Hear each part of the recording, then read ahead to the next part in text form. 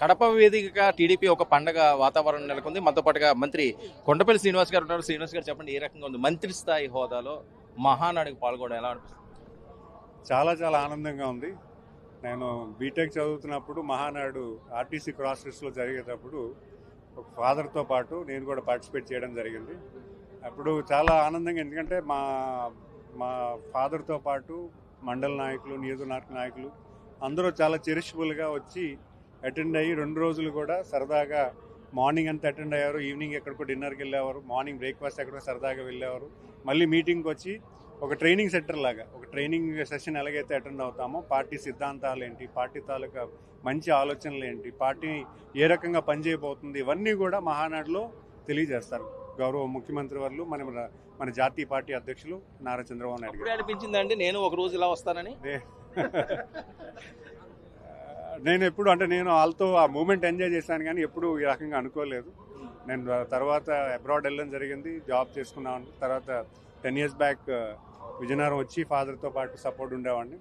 నాకు మంచి అవకాశం గౌరవ ముఖ్యమంత్రి వారు కల్పించారు. ఎందుకంటే ఈరోజు మా 3rd జనరేషన్. నేను తాతయ్య గారు, ఫాదరు, చిన్నాన్న తర్వాత నేను ఈరోజు రాజకీయంగా రావడం, ఒక ఎమ్మెల్యే శాసనసభ్యుడిగా అవడం, తర్వాత మంత్రి హోదా కూడా గౌరవ ముఖ్యమంత్రి వారు మాకు కల్పించి ఈరోజు క్యాబినెట్లో పనిచేసేదానికి మంచి అవకాశం ఇచ్చి మా ప్రాంతం అభివృద్ధి పట్ల, మా నియోజకవర్గ అభివృద్ధి పట్ల కొంత సహకారం చేకూరుతుంది. సార్, 3 తరాల నుంచి రాజకీయ పరంగా మీకంటూ ఒక బ్రాండ్ ఉంది. సో తాతగారి హయాంలో ఉన్న రాజకీయాలు మీ హయాంకి వచ్చేసరికి ఆ రాజకీయాల డిఫరెన్స్ కనిపిస్తుందా? అంటే చేసేదానికి ఎక్కువ ఉంది. ఇప్పుడు అప్పట్లో ఉన్న లిమిటెడ్ బడ్జెట్స్లో ప్రజలందరికీ చేసేదానికి లేదు. ఇప్పుడు టెక్నాలజీ ఉంది, బడ్జెట్ కూడా పెద్ద బడ్జెట్ ఉంది, ప్రతి హౌస్ హోల్డ్ని కూడా టచ్ చేయడానికి ఆస్కారం ఉంది. ఆ హౌస్ హోల్డ్ని టచ్ చేసే రాజకీయంలోకి మనం వెళ్ళాలి. ఇప్పుడు ఎందుకు కూడా మాకు కూడా గౌరవ ముఖ్యమంత్రి వారు ఏం చెప్తారంటే ఎక్కువ పబ్లిక్తో ఉండండి, పబ్లిక్ ఇష్యూస్ని సాల్వ్ చేసి చిన్న కష్టమైనా పెద్ద కష్టమైనా వెంటనే రిజాల్వ్ చేసేలా ఉంటే వాళ్ళకి సాయం చేసిన వాళ్ళు అవుతామని మాకు అందరికీ ఒక గైడెన్స్ ఇవ్వడం జరుగుతుంది. రాజకీయ పరంగా ప్రతీకారాలు, కక్షలు, నేను అదే అడుగుతున్నాను. ఇప్పటికి చాలా మార్పు వచ్చింది సార్. ఇప్పుడు అంతా ఎడ్యుకేటెడ్ పీపుల్ ఎక్కువ ఉన్నారు, ప్రజలందరూ కూడా చాలామంది ఎడ్యుకేట్ అయి ఉన్నారు, లిటరసీ రేట్ పెరిగింది, ప్రతిదీ అర్థం చేసుకుంటున్నారు. సో ఇప్పటికి చాలా పెరిగింది, కానీ ఎక్స్పెక్టేషన్ పెరిగింది. లీడర్ నుంచి చాలా ఎక్స్పెక్టేషన్ పెరిగింది. ఇప్పుడు లీడర్ ఎక్కువగా మనం ప్రతి విషయం కూడా లీడర్ సహకారం తీసుకుందామన్న దాని మీద ఎక్కువ ఆలోచన ఉంది. సార్, విజయనగరం జిల్లా పరిస్థితి ఏంటి ఇప్పుడు? గతంలో 2019 నుంచి 24 వరకు కూడా చాలా దారుణంగా ఉంది. బొత్స గారి కబంధ హస్తాల్లో ఉంది అని, కబంధ హస్తాల నుంచి పూర్తిగా విడిపోయిందా? ఖచ్చితంగా ప్రజలందరూ కూడా ఒకటే తీర్మానం చేశారు, మొత్తం అందరికీ స్వీప్ చేశారు. 1994లో తాతయ్య గారు జిల్లా పార్టీ అధ్యక్షులు ఉన్నప్పుడు 12 గెలిచారు. మళ్ళీ ఆ తర్వాత ఇప్పుడు మొత్తం స్వీప్. సో ఆ రోజు నాయకత్వం, కాంగ్రెస్ నాయకత్వం ఎవరైతే అప్పుడు ఉన్నారో వాళ్ళందరూ తుడిచిపెట్టిపోయారు. మళ్ళీ ఇదే టైంలో మళ్ళీ ఈసారి మొత్తం అందరినీ స్వీప్ చేస్తారు ప్రజలు.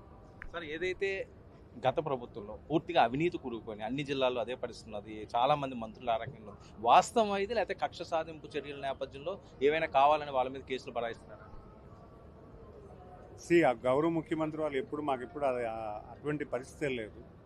ఈ తప్పు చేసిన వాళ్ళు ఎప్పుడు కూడా ఉంచేవాడు. ఎందుకంటే ఇక్కడ ట్రాన్స్పరెంట్ గవర్నెన్స్ అవుతుంది, గవర్నెన్స్ కూడా చాలా ట్రాన్స్పరెంట్గా, ఇంక్లూడింగ్ తెలుగుదేశం వాళ్ళు తప్పు చేసినా కూడా ఈరోజు గౌరవ ముఖ్యమంత్రి ఒప్పుకోవట్లేదు.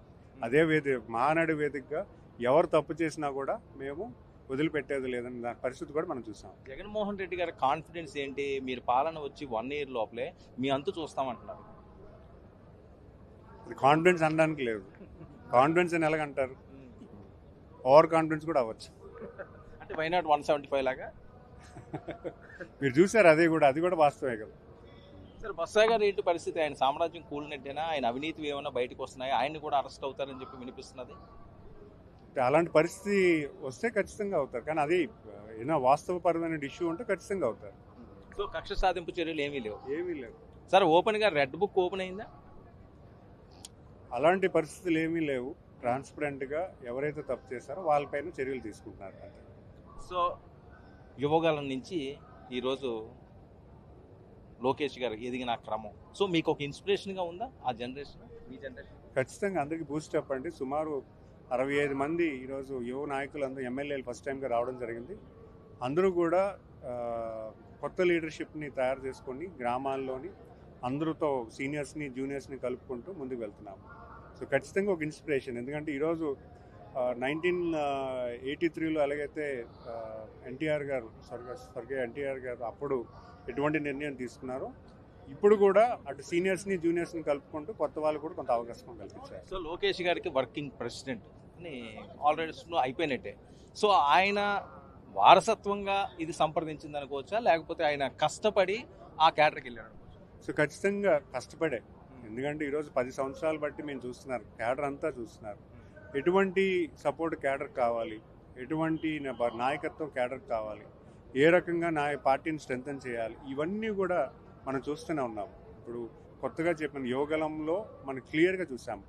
అలాగే లాస్ట్ 5 ఇయర్స్లో ఆయన చూసుకున్నట్టు నిర్ణయాలు ఏవైతే పార్టీ పరంగా క్లస్టర్స్ అండ్ క్లబ్స్ అనే కాన్సెప్ట్ తీసుకొచ్చి కేఎస్ఎస్ లెవెల్లో లీడర్షిప్ అప్పచెప్పి అక్కడి నుంచి స్ట్రెంథన్ చేసుకుంటూ ఈరోజు 1 కోటి మంది మెంబర్షిప్తో కూడా వెళ్ళడం అంటే ఖచ్చితంగా ఒక మంచి ఇంపాక్ట్ అనేది పార్టీలో చూస్తున్నాం. చాలా మార్పులు, మన టెక్నాలజీని కూడా మెంబర్షిప్ తీసుకొచ్చి, గతంలో మెంబర్షిప్ అనేది మాన్యువల్ సిస్టమ్ ఉండేది, ఇప్పుడు ఐటీ జోడించి మెంబర్షిప్ ఇచ్చి వాళ్ళకి ఇన్సూరెన్స్ కల్పించడం, ఏదైనా ఇబ్బంది వస్తే ఇన్సూరెన్స్ కల్పించడం, ఇవన్నీ కూడా జరుగుతూ ఉన్నాయి. సార్ శ్రీనివాస్ గారు, చంద్రబాబు నాయుడు గారు, లోకేష్ గారు, వీళ్ళిద్దరిని కూడా మీరు చూశారు. సో ఆ డిఫరెన్స్ ఏమైనా మీకు అనిపిస్తుంటుందా? వాళ్ళిద్దరి మధ్యలో ఉన్న డిఫరెన్స్ ఏంటి?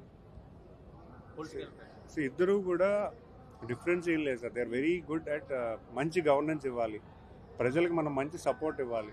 ఈరోజు రాష్ట్రం విడిపోయి 10 సంవత్సరాలు అయిపోయింది. విడిపోయిన ఆంధ్రప్రదేశ్లో చాలా నష్టం చేకూర్చిందని మనోవేదన ఇద్దరికీ ఉంది. ఇలా గత తెలుగుదేశం ప్రభుత్వంలో చాలా మంచి నిర్ణయాలు తీసుకొని రాష్ట్రం అభివృద్ధి చేయడానికి చాలా మంచి ఇనిషియేటివ్స్ తీసుకోవడం జరిగింది. అవన్నీ కూడా నిర్వీర్యం చేసి, గత పాలకులు ఎవరైతే వైసీపీలో ఉన్నారో వాళ్ళంతా కూడా నిర్వీర్యం చేసి రాష్ట్ర యువతకు భవిష్యత్తు లేకుండా చేశారు. ఇప్పుడు కూడా ఇద్దరు కూడా గౌరవ ముఖ్యమంత్రి వాళ్ళు, అలాగే యువ నాయకులు లోకేష్ గారు కూడా, ఇద్దరు కూడా ఎప్పుడు ఎంతసేపు కూడా మనం పోవర్టీ ఎలిమినేషన్ అనేది చేయాలి, యువతకు అవకాశం కల్పించిన దాని మీద ఎక్కువగా ఎక్సైజ్ చేస్తున్నారు. సార్ లిక్కర్ సేవకు సంబంధించి జగన్మోహన్ రెడ్డి గారిని డైరెక్ట్గా హిట్ చేస్తున్నారు, ఆయన అరెస్ట్ చేయబోతున్నారని చాలా ఎక్కువగా వినిపిస్తున్నది, నిజమా? సో నాకు పెద్దగా తెలియదు సార్ ఆ ఇష్యూ మీద, బట్ డెఫినెట్గా చట్టం ఏదైతే ఉందో దాంట్లో ఎవరైతే తప్పు చేశారో వాళ్ళ మీద చర్యలు తీసుకోబోతారు. సో 3 రోజుల మహానాడు సక్సెస్ఫుల్గా సాగినట్టే. ఎస్, ఆబ్వియస్గా మీరు చూస్తున్నారు, మీరే చూస్తున్నారు. ఎక్కడ ఉదయం నుంచి ఇక్కడ వరకు ఎవరు కూడా, అందరూ లోపలే ఉన్నారు, అందరూ హ్యాపీగా ఎంజాయ్ చేస్తున్నారు, ఒక పండగ వాతావరణం ఉంది.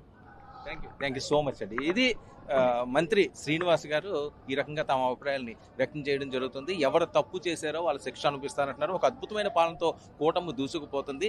ఇక లోకేష్ ఏదైతే వర్కింగ్ ప్రెసిడెంట్గా బాధ్యతలు ఖచ్చితంగా ఉన్నతంగానే ఉంటాయని చెప్పి కూడా ఆయన ఆశాభావాన్ని వ్యక్తం చేస్తుంది. ఒక యంగ్ బ్లడ్ ఈ రోజు రాజకీయాలు రావడం కూడా ఒక సంచలనంగా ఆయన భావిస్తున్నారు. కెమెరామెన్ సునీల్తో వర్మ, మహానాడు ప్రాంగణం నుంచి.